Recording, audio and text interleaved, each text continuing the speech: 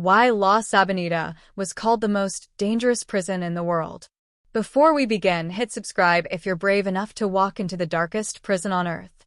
Like the video, drop a comment, and remember, once you enter this story, there's no turning back. The sun had not yet risen over the city of Maracaibo when the first scream tore through the humid air outside La Sabaneta prison. It wasn't a scream of rage, or pain, or fear. It was a scream of warning, one that told the guards standing at the rusting gates that something inside had finally snapped. When officers forced open the heavy metal doors to Pavilion B, they stepped into a scene of chaos. Smoke drifted low across the ground, the remains of a fire still glowing against the concrete. Men were running, some barefoot, some with makeshift shields, all driven by a primal instinct to survive. And in the center of the hallway lay the body of a man, partially covered by a torn bedsheet, as if someone had tried and failed to hide what had happened.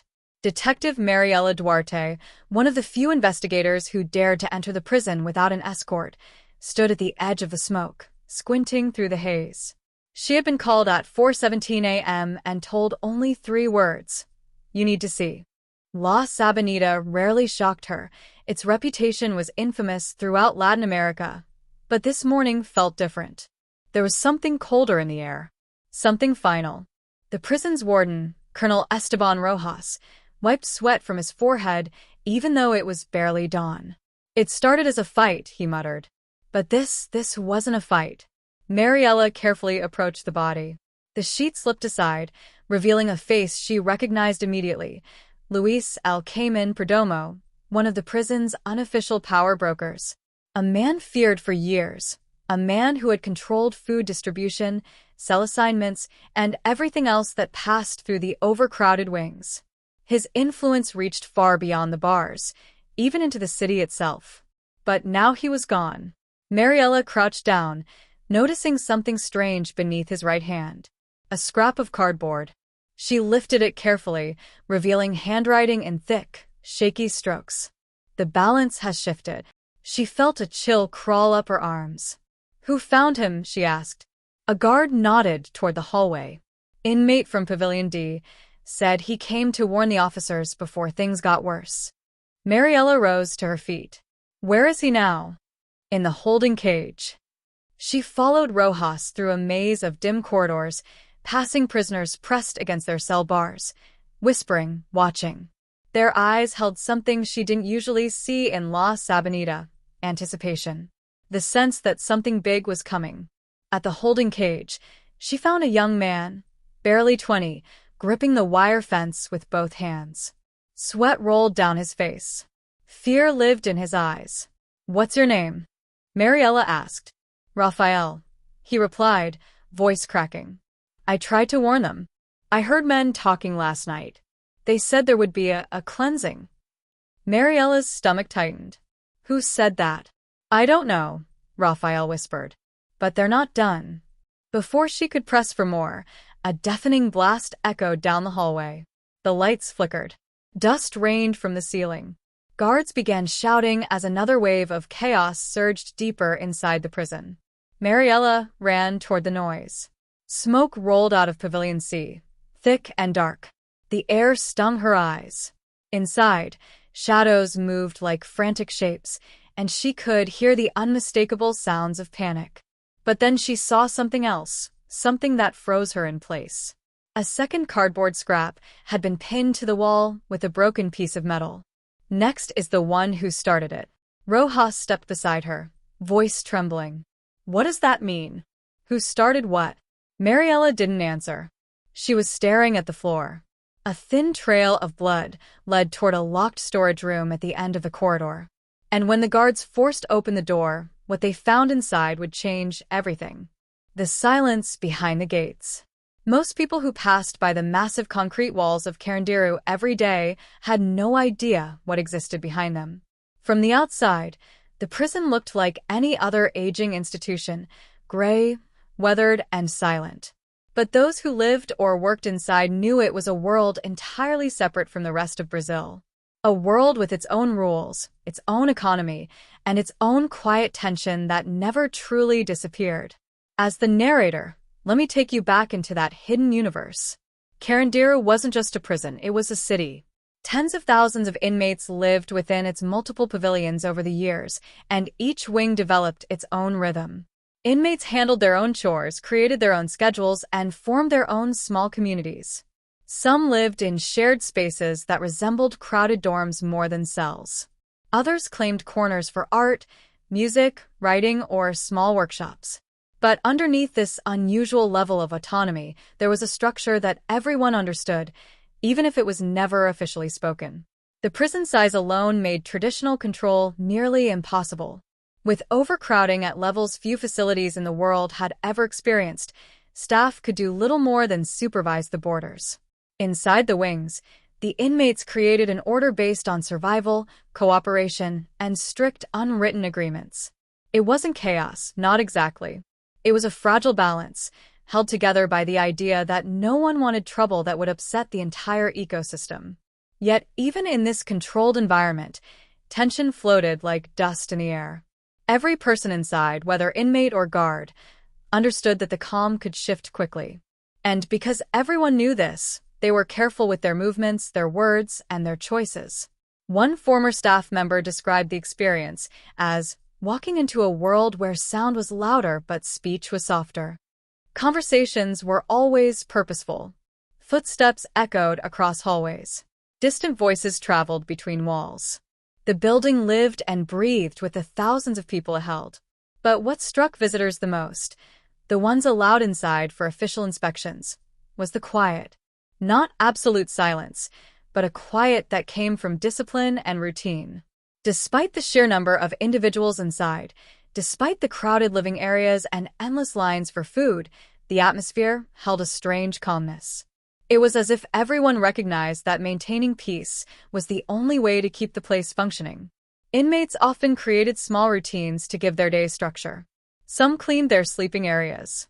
Others crafted handmade items. Many spent hours reading, studying, or writing.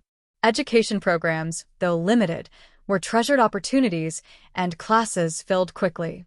Carandiru may have been known worldwide for danger, but inside, many residents searched for personal growth, reflection, or simple purpose. Still, it would be unrealistic to pretend the environment didn't carry challenges. Overcrowding placed strain on every system, from healthcare to sanitation. Simple resources often had to be shared between large numbers of people. Lines for daily essentials stretched long. The most basic everyday routines, eating, washing, sleeping, required patience and cooperation. That cooperation was not optional, it was survival. And yet, despite limited resources and immense population pressure, there were surprising moments of humanity. Inmates worked together to keep living spaces organized. Long-term residents guided newcomers. Some individuals formed small support groups where they discussed goals, personal improvement, or reflections on life before incarceration. These pockets of peace often became emotional anchors for those searching for stability. Walking through the corridors, you could sense the weight of history. Every wall carried stories, some of hardship, some of transformation, some of regret. The building felt old not just from age, but from the millions of footsteps that had passed through it. Generations of people had lived chapters of their lives inside those walls. Their memories lingered like echoes. Evenings brought a different rhythm. When the sun dipped and shadows stretched across the cells, a calm settled over the facility. Gentle conversation flowed.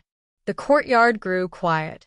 People reflected, unwound, or simply watched the sky fade into night. It was one of the few moments each day where the world felt still. Staff members often said the nights in Carandiru were the most reflective. The building would hum softly with distant sounds, footsteps, murmured discussions, the metallic click of gates being locked. Those who worked the night shift described a sense of responsibility unlike any other. They weren't just supervising a prison, they were caretakers of a community that relied on structure to make it through each day peacefully. The prison's medical wing served as a reminder of the ongoing challenges within the facility. Healthcare staff worked tirelessly to handle the needs of thousands. Despite limitations, many dedicated professionals spent years offering support to people who rarely received care outside. The medical area became a place where inmates felt seen as individuals rather than just numbers. Karandiru was a place of contrasts, order and uncertainty, discipline and improvisation, hope and regret. It held the weight of countless stories that most of the world never heard. But beneath all these layers, a single truth connected every person inside. Karandiru was more than a prison. It was a world shaped by the people who lived within it. A world built on balancing routine, respect, and the constant awareness that stability could shift if even a single thread came loose. And unknown to many, that balance was already beginning to strain. Because beyond the quiet corridors, beyond the routines and unspoken agreements, a tension, subtle at first, had begun tightening. A change was coming, one that no one inside Karandiru could have predicted. The last echo inside Karandiru. The rain had faded into a soft mist over Sao Paulo as the final dawn approached, washing the Karandiru complex in a pale, ghost blue glow. Even from the outside, the building looked like it carried a lifetime of secrets, layers of memories pressed into its concrete like invisible fingerprints. But inside, the atmosphere had changed. For the first time in decades, Karandiru's walls felt less like a threat and more like a memory preparing to let go. News cameras gathered outside the perimeter. Human rights groups, historians, former inmates, and residents who had lived their entire lives in the prison's shadow came to witness something that once seemed impossible. Karandiru's final chapter. Inside, the echo of footsteps traveled through the dim hallways as officials performed one last walkthrough. They passed empty cells whose rusted doors once clanged shut with a finality that shattered hope. Now, only dust clung to the metal bars, and faint traces of graffiti, names, dates, drawings, remained like signatures left by people determined not to be forgotten. These marks were quiet reminders of lives paused, of voices unheard, and of dreams that never had the space to grow. In the medical wing, an area once run by the doctor whose reports changed the world's understanding of the prison, the beds were still lined beside each other in perfect rows. Sunlight filtered through cracked windows, casting soft beams over the quiet room. There were no patients now, no guards, no tension, just stillness. This was the room where stories flowed freely, where inmates waited for treatments that rarely came quickly, where whispers carried hopes, fears, and confessions. Those whispers had lingered for years, but today, even they seemed ready to fade. As the inspection team stepped into Pavilion 9, once the most overcrowded and feared section of the prison, the weight of history pressed heavily on the air. The narrow corridors led to wide-open dormitory spaces where thousands of men once lived in conditions the world could barely imagine. But now those same rooms felt cavernous and hollow, like the inside of an abandoned ship. One official paused at the center of the room, looking around slowly. "This place changed Brazil forever," he murmured. His voice barely carried, swallowed by the silence that stretched across the empty space. What made Karandiru unforgettable wasn't just the structure itself, it was the complex human stories woven into its past. Thousands of men had lived here. Some were young and lost, others hardened by circumstances, and many were simply caught in the wrong place at the wrong time. But they all shared a common reality. Once inside Karandiru, the world outside felt impossibly far away. As the last slices of sunlight climbed the walls, a small group of former inmates stood outside the building. Some remained quiet, their expressions unreadable, while others whispered about their lives since leaving the prison behind. They spoke of struggles, healing, and rebuilding. For them, Karandiru wasn't just a place. They had lived entire chapters of their lives inside these walls. They had friends here, routines here, memories both painful and precious. One man, now in his late 60s, placed a hand on the cold concrete. "It taught me what I never wanted to become," he said softly. "And it taught this country what needed to change." For years, the world had debated the meaning of Karandiru. Some saw it as a symbol of overcrowding and inhumane conditions. Others viewed it as a turning point, a moment that forced an entire nation to examine justice, rehabilitation, and the human cost of ignoring systemic issues. Historians believed Carandira's legacy wasn't just confined to Brazil. It reshaped conversations around the globe.